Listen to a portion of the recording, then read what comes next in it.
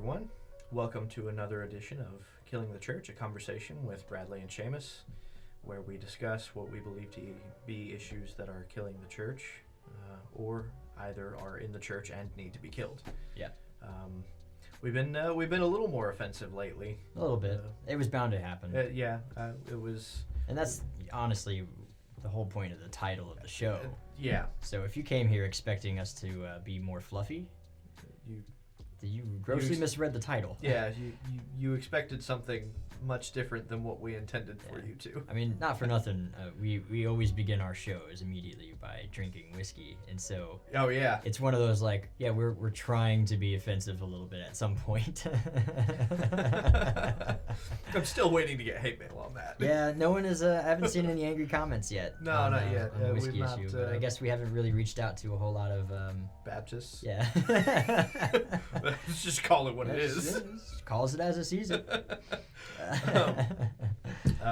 But you know, it's to promote unity. A lot of people see some conflict in that, but there is unity in Judaism in a way that Christianity does not share that unity, because of things like this. You know, it's a conflict of terms in Christianity. The idea of strife, that's not a good thing. But I actually had a discussion earlier today about that with someone, and it's like, well, if you read through the Talmud, all it is a bunch of Jews arguing all the time about what the Torah means. And they did that because eventually somebody's going to be wrong and somebody's going to be right. Or a lot of people are going to be wrong and one person's going to be right, or everybody's going to be wrong. Yeah. And you know, but that promotes unity because if we can rule out what we absolutely know is wrong, then that puts us closer to what is right. Well, discussions need to be had, whether or not you believe you're right or wrong, and whether or not you're comfortable with your particular belief. The discussion needs to be had. Yeah. And in Judaism, they discourse is like a staple of their life, because it promotes a sense of non-complacency. Mm-hmm. The idea is the more you argue, then the more on top of your subject matter you tend to stay. You stay away from complacency, and you yield a more godly community because everyone is constantly on top of, And you learn from one another. Iron sharpens iron. The idea of iron sharpening iron is that's not a peaceful process. No, it's a violent one, molecularly speaking. Sparks happen. Cognitive dissonance. Yes. For fancy psychologists out there. But to that point, we were just talking about issues that we think need to be talked about. Mm-hmm. And so that's why we do it in conversation fashion. To illustrate how a conversation should look. Yes. And usually when we have this conversation, it's just you and me agreeing with each other the whole time. It's a little bit of an echo chamber. Yeah, a little bit of an echo chamber. But there are times where we try to play some devil's advocate. I'm going to try and do that today, actually. Yeah? I'm going to try and be devil's advocate. Okay. So we'll see how you do. I'm also not prepared to be devil's advocate, so we'll see how I do. But anyway, the topic for today. Let's just jump in. Well, so actually, risky review, real quickly. I'm drinking Red Bull. I was just say, we kind of poured it out before we started today, but okay. It's pretty much the same one we did last week. Yeah, I like it, and so I felt like drinking it again. But I also have Red Bull. So today's whiskey review, Red Bull. Today, the subject is one of the more inflammatory, particularly with respect to our walk versus the normative Christian walk. Yeah. There are several points of contention. You and I, obviously, being believers who practice Torah, versus the Christian ideology that not only is that moot, but you're trying to earn your salvation is the argument that we usually get a lot of. Which we're not. Okay, we do it because our master did it. If we're truly being disciples, then we should try and copy him. Imitating the master. But we'll be going over Acts 15. Yeah, today's Acts 15. So let's get that bad boy open. Yep. Everybody, grab your whiskeys, grab your Bibles, turn to Acts chapter 15. Now, being that you've decided to play devil's advocate, why would you, okay, positioning yourself back where you were 10 years ago? Yeah. 11 years ago. 11. Wow, has it been that long? Yeah. 11 years ago. Why would you submit this passage? So I've come to you and I've expressed that I observe the commandments of the Old Testament because I see a precedence for it. I've opened up the discussion and I've said, well, the Master says in Matthew 5:17, we've gone through that bit. I was going to say, this is usually not a first argument to come to, but it's definitely one of them. Yeah. And usually it's followed by the idea that, well, we don't have to keep any of the Torah laws. We only have to keep these 4 from the letter in Acts chapter 15. It usually is a reaction to one point of contention having been dealt with already. Yeah. They bring one argument to the table and you deal with that one, and so they jump to another one, and this one usually will fall somewhere like 3rd or 4th. Yeah, it's not at the top, but it's somewhere up there. But I do like this particular chapter because when I do have discussions with people who bring this sort of subject up, this is sometimes they question this and they just come and they just want to know a better clarification on the 4. Like what's going on here. Mm-hmm. I've recently had a couple of people actually come to me with that exact question. Knowing what I do, and they're like, so how do you explain Acts chapter 15 through your biblical worldview? Yeah. And so I actually like to explain this one anyway. We'll say, I'm pulling out a little source material. I can't remember which of these it is. Torah is a burden. Oh, is that the one it is? Yep, right there. I knew it was in the first 2 volumes. The first 2 volumes are what I've read more than any others, so I'm more familiar with those. But we'll save that for later. That's one of my favorite ones too. But it is titled Torah as a Burden. So we will get there. For those of you watching, I just pulled out a book series. I'll go ahead and promote someone by Professor Tim Hegg. Yep, this is non-sponsored, but called It Is Often Said. Would highly recommend the book to any Christians who are looking into the subject. By Tim Hegg. This is an older print, but... Yeah, much older print. This is back when he was still working with First Fruits of Zion. Fruits, yeah. But now he has his own institute. Yep. TorahResource.com, I believe. Yep.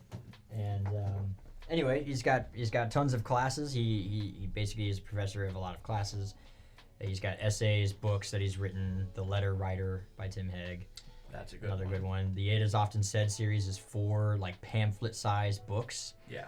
And they are... You could read through all 4 of them. I think they're like $14, and they're amazing material. But yeah. Anyway, now that we're done with our non-sponsored promotion section, all right. So we only need to do these 4 things. Okay. Change my mind.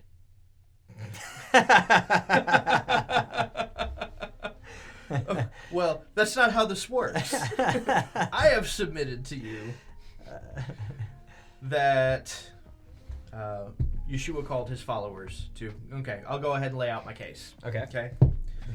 Matthew 5:17 through 19. Jesus says, "Don't think that I came to destroy the law or the prophets. I didn't come to destroy it, but to fulfill. Those who do and teach will be greatest in the kingdom. Those who don't and teach not to will be least in the kingdom. Your righteousness must exceed that of the Pharisees." Fast forward, Matthew chapter 7, verses 20. Real quickly, we have to accept... we have to be on the same page, because that passage in and of itself is a whole other debate.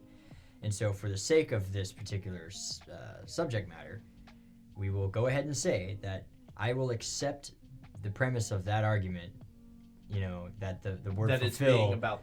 Yeah. That we already know, but basically we have already established that you and I agree that the Torah is forever. That's just to say that's a premise, because otherwise I'd have to sit here and prove why or why not, I would think otherwise. So for the sake of brevity... I guess we know what our next video is going to be. Yeah, Playru. But for the sake of brevity, so then my statement would be, yes, the Torah is is forever, but it's basically for the Jews only, and Gentiles only have to keep these 4 precepts as ruled by the Jerusalem Council. Okay. Why would you say that that's the case? Because that's what it says. No, so we might as well just go and read through it. Yeah, let's. So now some men were coming down from Judea, were teaching the brothers, unless you are circumcised according to the custom of Moses, you cannot be saved. When Paul and Barnabas had a big argument and a debate with them, the brothers appointed Paul and Barnabas with some others from among them to go up to Jerusalem to the emissaries and the elders about this issue. Okay, so we already know that this is an issue that needs to be talked about. 3, so they were sent on their way by the Antioch community. They were passing through both Phoenicia and Samaria, describing in detail the conversation of the Gentiles, and they were bringing great joy to all the brothers and sisters. When they arrived in Jerusalem, they were welcomed by the community and the emissaries and the elders. They reported all that God had done in helping them. But some belonging to the party of the Pharisees who had believed stood up, saying, "It is necessary to circumcise them and to command them to keep the law of Moses." The emissaries and the elders were gathered together to examine the issue. After much debate, Peter stood up and said to them, "Brothers, you know that in the early days God chose from among you that by my mouth the Gentiles would hear the message of the good news and believe." Gentiles, disciple to the Gentiles. And God, who knows the heart, testified to them by giving them the Holy Spirit, just as he also did for us. He made no distinction between us and them, purifying their hearts through faith. Why then do you put God to the test, or to make God mad? That's a rabbinicism. By putting a yoke on the neck of the disciples, which neither our fathers nor we have been able to bear. But instead we believe that you are saved through the grace of the Lord Yeshua in the same way as they are. Then the whole group became silenced, and they were listening to Barnabas and Paul as they were describing in detail all the signs and wonders that God had done through them among the Gentiles. After they finished speaking, Jacob answered, "Brothers, listen to me." It's James, I believe, but it's Jacob here. They corrected the mistranslation. Yeah. So Jacob answered, "Brothers, listen to me. Simon has described how God first showed his concern by taking from the Gentiles a people for his name. The words of the prophets agree, as it is written, 'After this I will return and rebuild the fallen tabernacle of David. I will rebuild its ruins, and I will restore it, so the rest of humanity may seek the Lord, namely all the Gentiles who are called by my name, says Adonai, who makes these things known from old. Therefore I judge not to trouble those from among the Gentiles who are turning to God, but to write to them to abstain from the contamination of idols, from sexual immorality, from what is strangled, and from blood. For Moses from ancient generations has been in every city to those who proclaim him, since he's read in all the synagogues every Sabbath day." And then they send the letter to the diaspora. And the letter is, since we've heard, we can stop there and kind of start at that particular area. if I'm to understand your argument here, you would contend that the burden which we nor our fathers could bear would be the Torah, the law here, because there's a reference to circumcision. Okay, so there are Jews saying that you have to be circumcised in order to be saved. Which that's obviously a command in the Torah is to be circumcised, Right. And so your argument here is that that's the burden which we nor our fathers could bear, and that this passage is saying that's unnecessary. Essentially, that they only need to do these 4 things.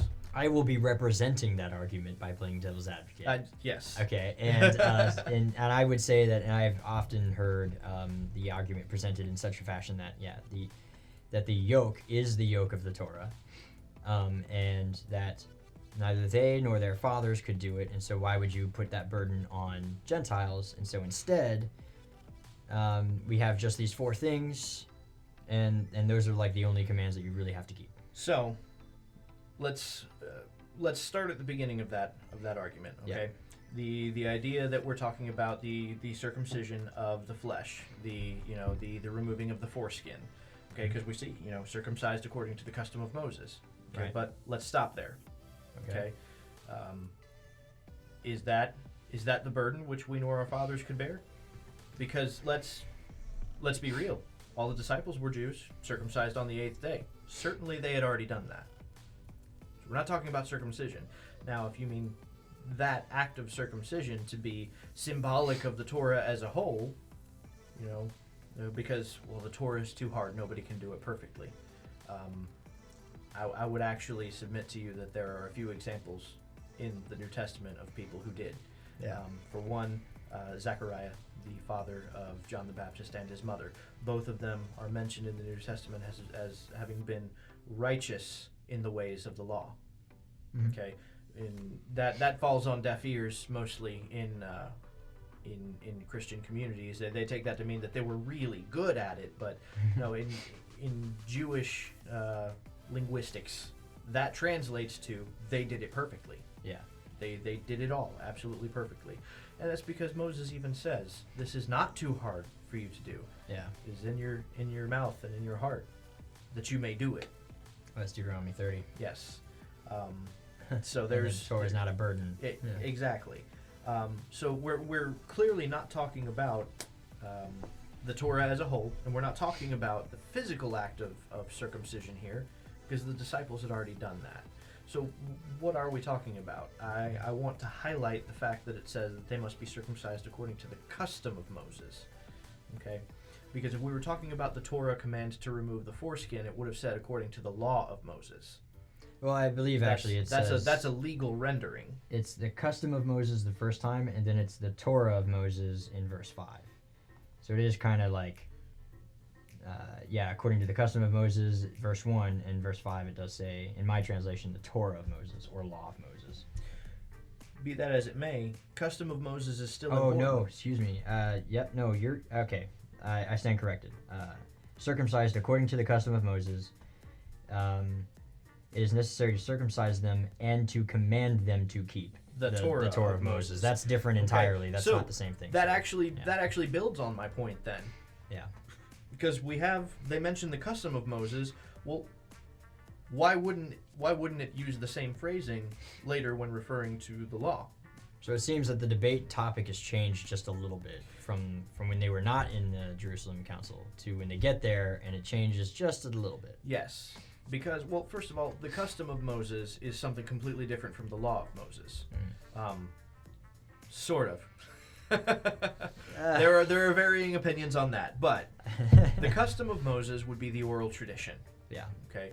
And the oral tradition, circumcision, according to the oral tradition, is the conversion ritual. Mm-hmm. Conversion into Judaism. Circumcision, as per the law of Moses, is the removal of the foreskin. But we mentioned the word custom. Custom is directly referencing the oral tradition.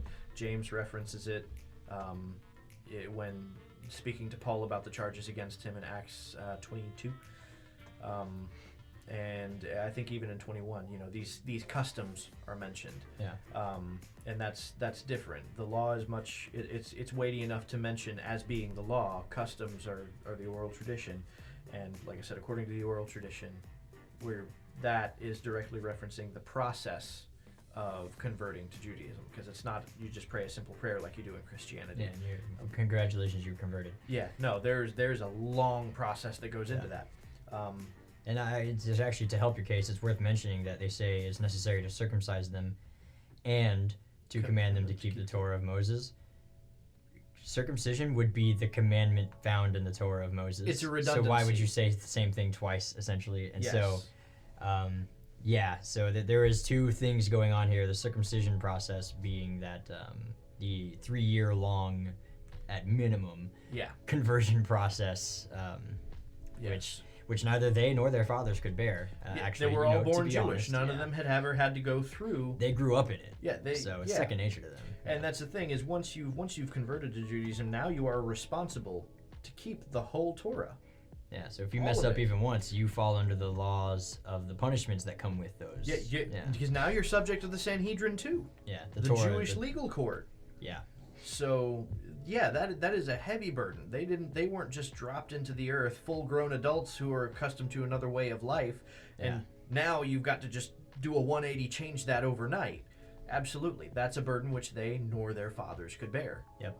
That would be something bad to take a bunch of Gentiles who receive the Holy Spirit and they're like, yeah, you're saved now. It's time to immediately circumcise you, and now you are bound by the entire, like, I still, we obviously believe that Gentiles should be keeping the Torah anyway, because those are God's laws and commands. But here in this age, the Sanhedrin was around. The Torah courts were around. And that was the law. So if you circumcise yourself and obtain legal Jewish status, you become subject to an entirely different legal system. Yes. And so if you are not circumcised, if you mess up, it's sort of like whatever. Yeah, hey, pray forgiveness. There's nothing you can't go to the temple and offer any offerings Which to you help couldn't you anyway. Well, yeah, because you're a Gentile, you're uncircumcised. So there's none of that you can do. So you're not subject to the whole. Well, it's I guess we got to stone you now because you're a circumcised man. You're responsible and liable to all of the punishments that come with the Torah. And if you're a brand new Gentile, and you get converted right away via the circumcision process. Mm-hmm. And and you're not super familiar with any of the laws of the customs. Hey, ignorance is no excuse for the law, right? It's one of I didn't know the speed limit was that, officer. Doesn't matter, you got a ticket. Yep. That's what this is, essentially, yeah. And so I would actually I would submit to you that even the 4 prohibitions here is the argument here is that instead of undergoing a conversion ritual to Judaism and having to keep all of the Torah overnight, is we only have to do these 4. That doesn't fit with what James says. James says these are the 4 because, and there's a clause. His clause, let's look in verse 21. I'm reading the King James Version. For Moses of old time hath in every city them that preach him, being read in the synagogues every Sabbath day. Okay? In other words, what James is saying, the entire statement is this. Just ask them to do these 4 because the Torah is taught in the synagogues. So, well, now what's the precedence there? Why mention the synagogues? If we go, there are no churches yet. there are no churches yet. Where are you going to go and hear the word of God? Synagogue. We can even go back, chapters 13 and 14. They're meeting in synagogues. The Gentiles are there with Jews meeting in synagogues. We see that happening. And Cornelius in Acts chapter 10 probably visited synagogues. Exactly. Yeah. Then there are certain levels of ritual purity that you have to maintain even to go into the synagogue. The synagogue was not treated identically to the temple, but there was a standard of ritual purity that you had to maintain to enter the synagogue. And these 4 prohibitions outline the bare minimum that had to be maintained just to go into the synagogue. And all 4 of them really summarize as in no idolatry. Yeah. That is what I think is the most missed part of it because, okay, so it mentions idolatry, so the rest of it's just redundant if it's idolatry. And it's like, well, no, now we're getting into particulars of idolatry. It's like, what is it? Things contaminated of idols, right? From sexual immorality, that's different. Excuse me, from what is strangled and from blood. Mm-hmm. And so, once again, tied to pagan practice, I would venture to say that, to come into the synagogue, what you have here is a kosher law, more or less, about, because abstaining from blood is a kosher law anyway. Yes. But from things strangled, also still a kosher law. But in the pagan side, they, instead of anything that wasn't slaughtered correctly was considered strangled. Yes. And so they're actually telling Gentiles to abstain from food that wasn't slaughtered in a kosher manner. Yeah, James here is actually upholding the oral tradition of shochet, the way to slaughter an animal. Yeah. Which I think that definitely falls on deaf ears a lot. It's missed. For sure. I love going over this because usually when I do get this argument presented to me by other Christians, I go, okay, we'll read them and let's go over the ones that you don't keep. Because if you're going to use that as an argument that these are the only 4 we have to keep, well, you don't even keep these. Yeah, you're not even doing these right. Yeah.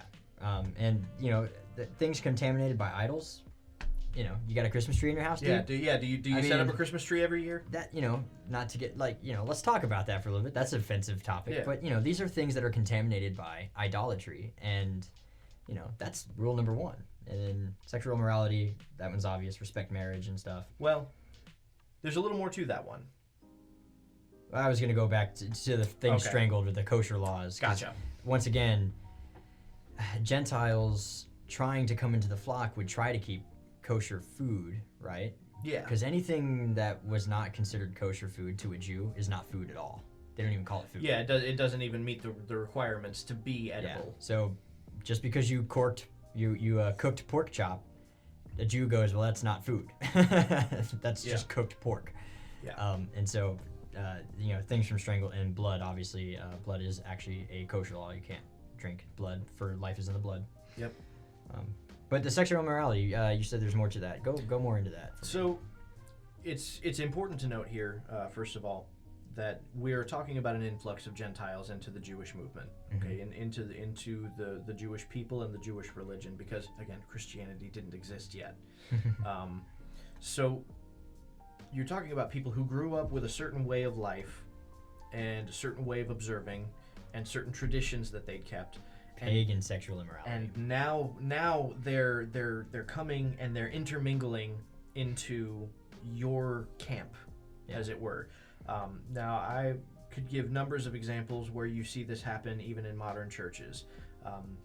Not to knock bus ministries are definitely good, but I've seen several examples in several churches where the kids in the bus ministry who come from broken homes that the parents are non-religious and don't keep the same standard of life, and those kids end up being a bad influence on the kids whose parents take them to church every Sunday, rather than those kids being the good influence. Right. And so we're seeing Jews concerned about that happening, among other things.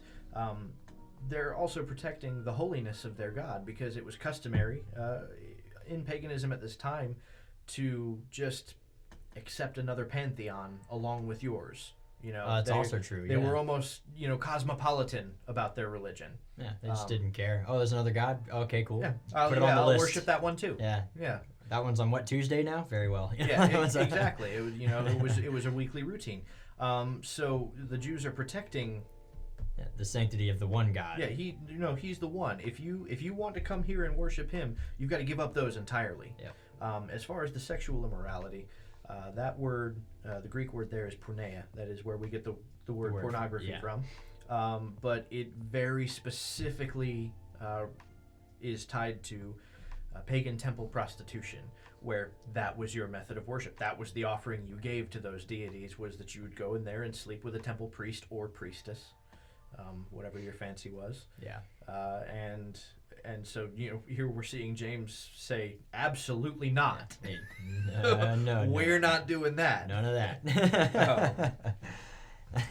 And so, yeah, that's the specifics on that one. Each of the four all directly correlate to, holiness as per the Torah. All four of them can be found in the Torah. Yeah. But they all do also, in as much as they directly correlate to the Torah, they directly correlate opposite to pagan ritual. Yeah, just as from a historian's perspective, I try to think of history from the the more common person. It makes things more relatable, especially for those of us that are not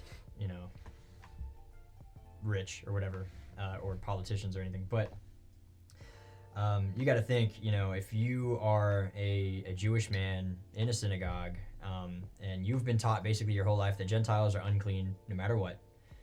If you so much as touch one, it's as though you've touched a corpse. Right? We went over that in our last video briefly on Acts 10.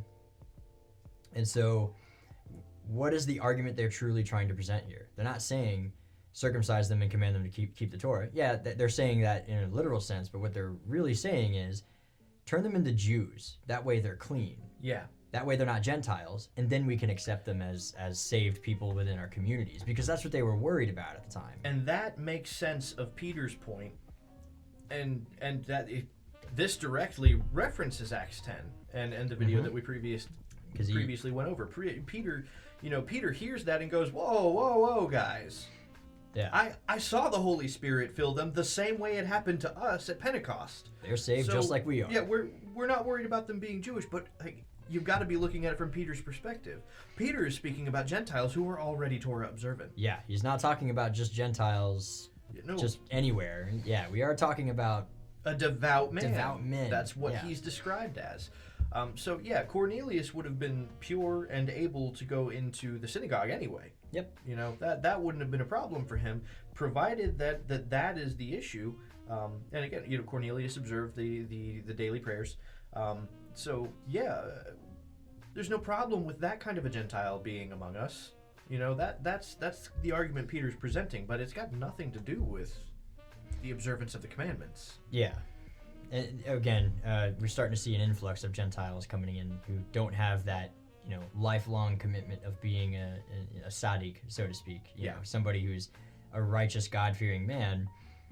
You have basically people who have no real exposure to Judaism other than like in passing. Mm-hmm. And so they know basic stuff, but once, like you said, they're just going to be like, oh, we're going to add another guy to the pantheon. This whole synagogue thing is kind of dope. I'm going to go do this. Yeah. And so, yeah, you being in this particular situation, if you were, you know, a layman here, in this case, these are actually rabbis, they're presenting a case with the mindset that Gentiles are unclean just by virtue of the fact that they're Gentiles. Mm-hmm. And so they're worried about that uncleanliness permeating through their community. Mm-hmm. And it's a legitimate thing to be worried about. And, you know, not to build your case for you, but at the end of the day, what Peter is saying is, listen, if we tell all Gentiles that they have to convert in order to be saved, then we're essentially saying that Gentiles cannot be saved. They have to be Jewish. Mm-hmm. And that's not the case. The Gentiles were saved long before they got converted. Yeah. And so we're here to tell you that's how that works. So now. you're angering God because God's already he's already given us an example. They're saved of what He wants, whether or not they are circumcised and have attained legal Jewish status. Yes. You know, and so if we convert them, you're basically saying, okay, well, they have to be Jewish, so Gentiles can't be saved, and that is what's actually being debated here. And so that's where I submit that James is saying, do these four because Moses is already taught in the synagogues. Okay, in other words, yes, they do the bare minimum so they can come into the synagogues and they can learn the Torah every week as they go. And they'll learn to observe a little more and a little more every week as they learn something new every week. Yeah, and then, you know, eventually over time, of course, in the law, circumcision is there. Absolutely. It does have to be done eventually, but something to quickly go over is that the word circumcision does usually mean the conversion process, the long one, the 3-year. In Jewish hermeneutic. In Jewish hermeneutic, the word circumcision comes with it the idea that a Gentile has to drop everything, leave his family, his friends, his lifestyle, relocate to a Jewish community within walking distance of a synagogue, and begin a 3-year-long process in which he would study heavily under a rabbi and be judged at a tribunal of other rabbis and be tested on his knowledge and his skill and his observance and be, you know, just under a ton of scrutiny. And then if they approve him, you know, it could be more than 3 years if they decide that he's not ready. But eventually, 3-5 years, however long it takes you, if you finally win the approval of the rabbis, then they circumcise you, and then they give you your baptism, your mikvah. Mm-hmm. And in Acts chapter 10, the Gentiles receive the Spirit, and he goes, where's the mikvah at? Yeah. So, you know, we can bypass that whole process. Yeah, you guys can do the baptism. God already did, so... The mikvah is the final stamp of approval in the conversion process, and Peter goes, yeah, forget the circumcision. The conversion happens now. Here's your mikvah, stamp of approval. Well, you died to yourself. You know, reborn, so to speak. Yeah. Reasonably, that's how it would happen anyway. Okay. Yeah. Abraham was considered righteous due to his faith in God. Also true. And right. 13 years later is when circumcision came about for him. Yeah. So it took him 13 years of practice to get approved by the tribunal. But so that's a good long time to think about it too, and that's, you know, so in that way you could say, well, yeah, neither we nor our fathers could bear. All of them were circumcised on the 8th day, and you know, that's and one thing. But they grew up in a Torah lifestyle, yeah. But for Abraham, he had 13 years to, to practice this.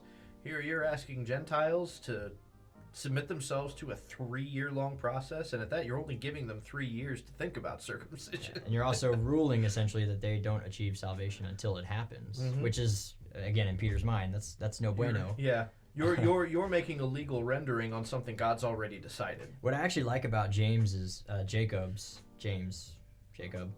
What I like about his ruling is it's actually a compromise. Yes.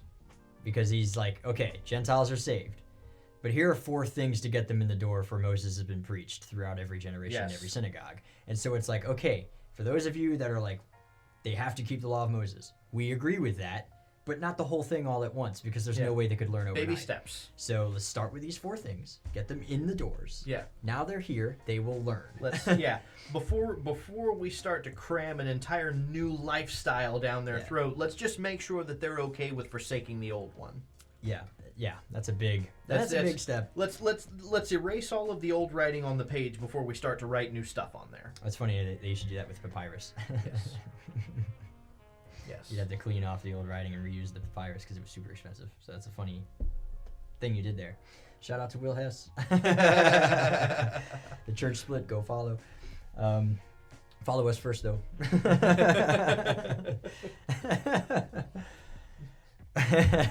We love you, Will. Okay, so but yeah, that is the final point is my translation, which I think actually reads a little bit more easy than the King James. All translations read more easy than the King James.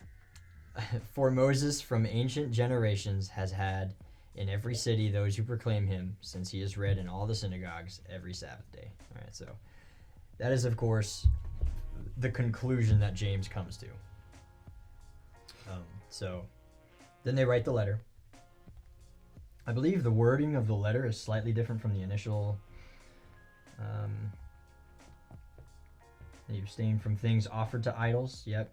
So contaminated from idols. The wording is a little different. Blood, strangled, sexual immorality. Right. It's just a slightly different wording. It's all the same.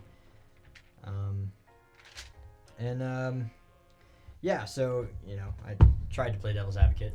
Not really. It's a hard understanding the passage in context. It's actually hard to go back. It really is. And argue from that perspective because that what you're saying is like. So what we just try to do instead is present the point of the arguments that we hear all the time. Yeah. And then we just provide our counterpoints. This is why debates are good, though, with other people, because then you give them a real fighting chance at representing their side. So we should definitely start having more people on the show as an interview. I really do want to start doing that. Actually, I want to start having some people on maybe for some debates. I did the debate for the church split about baptism. It actually wasn't my best debate ever. No, it really was not. I finished watching it a couple of did you really? Ago. Yeah, a couple of weeks ago. And it's not the best. I wasn't impressed really. Well, with you. I've seen you debate before, and I was like, oh man. Come on. You kind of look like a crazy person on it. Did I really? Did I come off crazy? I don't know. To me, you came off crazy. But I know you, and so I was like, I feel like, what is he doing here? So, it's not a subject that I really have much experience debating because baptism, you only have like a handful of denominations of Christianity that actually think you have to be baptized to be saved. Yeah. So it's just not a topic that really comes up in debate that much. Yeah. So I mean. But yeah, I think what happened is you never got around to explaining, and maybe you thought you did and you just didn't when I went and listened to it, and it was like something you just forgot to bring up. Maybe I don't know. But basically, the baptism process is simply as a conversion symbol. Right? So briefly addressed it. Yeah, but like not enough to drive the point home. Yeah, so no. I I didn't go into detail on that, and that's because there were a couple of other things that I was trying to avoid. The gentleman that I was debating, I got the idea that he was really trying hard to divert the subject into another debate. Because there were a couple of things he threw in there, a couple of things he mentioned. He needlessly mentioned the law of Moses, circumcision, and things like that a few times, and it's like, well, we're talking about baptism. Why are you bringing that up? But understanding where my theology comes from, it's almost like he was trying to egg a debate in another direction, which I would have been happy to go in that direction. No, right, but it's hard to stay. But for me, it's like, okay, well, now I've got to. But that debate was at this point, man. That debate was months ago. By the time this video comes out, I want to do more of that though. Yeah, for sure. Particularly with respect to this topic, because, I mean, this is a topic that I have debated from that perspective. When my family started to go down this path, I fought it hard. Oh, I did too. I remember when I first met you, and I fought it hard. Yeah, and so it's these arguments and these lines of argumentation are not foreign to us at all. We've done this. Yeah. But it's just hard to rebuild that and give it as much zeal. Now understanding the passages the way that we do. Honestly, what it is these are sort of the beginner arguments, and so we're not used to these arguments anymore. We don't really have them as much. We tend to have the more advanced topic arguments now. So that's where our focus has been lately. Yeah. And I imagine actually soon, as more of these videos come out and people start commenting and providing challenges, then we'll finally start to make videos about these really hard topics. But for now, our first, 13 videos are going to be about rather easy topics for us. And so it's going to be, it is what it is. But in summary, I guess we can summarize real quickly. It's actually not a long video for us, but just, in summary, the Torah is not a burden. We briefly went over that. Yeah, not a burden. That's not the burden that he's talking about. The burden would be being subject to an entirely new legal system overnight. Yep. I mean, even to get a citizenship in America, there's a process for that, because if you were to do it overnight, you're suddenly legal. You're legally obligated and subject to the legal court system, which changes a lot of things, and so makes it more stringent on you. But I mean, terrible example, honestly. But anyway, because a completely different opposite lifestyle and Torah observance. But so the Torah is not a burden. The Torah says it's not a burden. The Torah is holy and good. Paul says that everyone speaks very highly of the Torah, but there is a burdensome about it if you are brand new to it and you've never seen anything about it before. You're not used to living in that way. So and they're not saying that these are the only 4 things we have to do. Yeah, and then the intention of that is clear at the end when he says, because Moses is taught in the synagogues every Sabbath day, so get them into the synagogue. They will eventually learn. That's the point of the 4, is to help make you guys who are really all about this whole, well, Gentiles are unclean and I don't want them anywhere near me. They're like, well, how about we do this? How about we compromise and say these 4 things and we'll get them clean enough? Will that make you happy? Mm-hmm. And they're like, yeah, all right, I can live with that. Yeah, I can deal with that. So, because it says that in the scriptures, they debated for a long time very heavily, and it doesn't talk about the debate. So I imagine the compromise is a result of going, well, how about if we just do these 4? And they go, okay, we will see that Gentiles are saved, but still, these 4, and we'll meet in the middle. So, and that's really it. The entirety of the Book of Acts is a early believer, a Jewish sect of believers in Yeshua that maintained their Jewishness all the way to the end of the Book of Acts. It's not until much later, after all the books have been written, that we start to see a new religion spring out of this Nazarite sect of Judaism. So, you got anything else to? I really don't. Well, one thing, but this is kind of the obvious one is whenever that does get submitted, that well, these are the only 4 that we have to do. It's like, well, the obvious argument that you throw is that is like, okay, well, there's no way that's the only 4. Yeah. So like, murder and rape are okay then, because I mean, well, rape you could say the sexual immorality. Yeah. Of course, you could throw that under that, which but murder, not mentioned. There are so many other things these 4 don't address. Yeah. So to make the argument that, well, we don't have to do the law because these 4 is like, okay. So lying, cheating, stealing, totally cool. Yeah. Now, yeah. there's a plethora of other things that are not addressed here. Yeah. So that I think any believer from any denomination or any walk of life can agree that the Bible says these things are wrong. Yeah. I think there was a thing by Rabbi Lichtenstein that I did want to, because it was about faith without works is dead, essentially. Also, I think there was a reference to Jeremiah 12:6.